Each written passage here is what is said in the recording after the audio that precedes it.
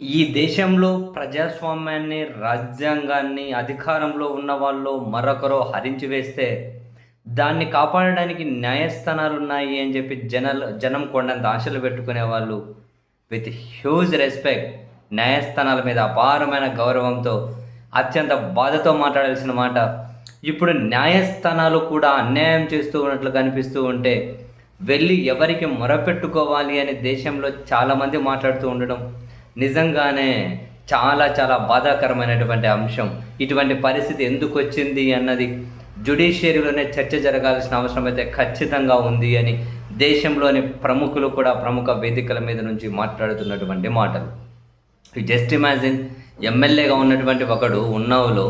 ఒక మైనర్ బాలికను పలుసార్లు అత్యాచారం చేసి చివరికి అమ్మేసే ప్రయత్నం చేసి ఆ అమ్మాయి బయటపడితే ఆ అమ్మాయికి న్యాయం కోసం వాళ్ళ నాన్న ఫైట్ చేస్తూ ఉంటే వాళ్ళ నాన్నను అరెస్ట్ చేసి జ్యుడిషియల్ రిమాండ్లోనే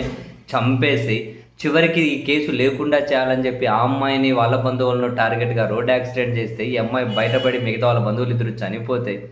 చివరికి ఇది కేసుని విచారించేటువంటి ట్రయల్ కోర్టు ఇది చాలా దుర్మార్గం, తీవ్రమైన నేరం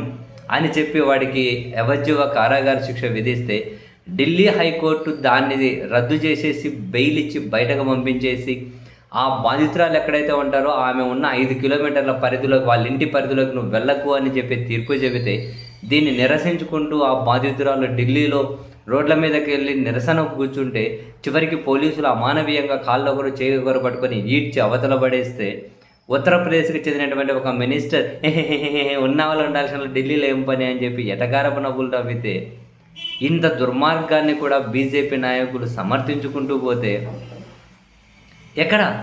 రేప్ చేసినోడిని యథేచ్ఛగా వదిలేసి ఇంత దారుణం, ఎవరు అత్యాచారం చేశారు, వాళ్ళ నాన్న జ్యుడిషియల్ రిమాండ్లో ఎవరు చంపేశారు,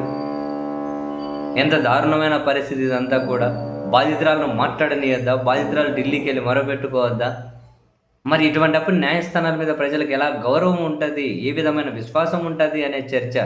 ఇక్కడ న్యాయస్థానాలను బ్లేమ్ చేయడం అని కాదు, మనం న్యాయం చేసినట్లే కాదు చేసినట్లు కూడా జనాలకు కనిపించాలి అన్న ఆ లైన్ ఎక్కడికి పోయింది అని. ఎక్కడైనా చూడండి, పశువులు మేసుకుంటూ జమ్మూ కాశ్మీర్లో అత్యాచారానికి గురైన అమ్మాయి దగ్గర నుంచి మొదలు పెడితే చివరికి దేశంలో క్రీడాకారుల మీద కూడా లైంగిక ఆరోపణలు వస్తే వాళ్ళను కూడా కాపాడే పాలకులు ఉంటే మరి ఇంకెక్కడ నైతికత, ఇంకెక్కడ చట్టాలు, ఇంకెక్కడ రక్షణ, ఇంకెక్కడ ఏంటి ఇదంతా? దేశంలో చాలా పెద్ద ఎత్తున చర్చ జరుగుతుంది. అల్టిమేట్గా న్యాయం చేయాల్సిన న్యాయస్థానాల మీద కూడా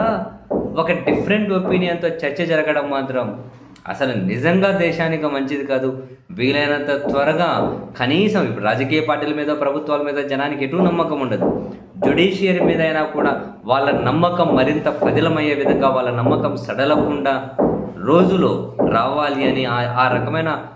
రకమైనటువంటి పరిస్థితి దేశంలో రావాలని మనం కోరుకోవడం తప్ప చేయగలిగింది ఏముంది?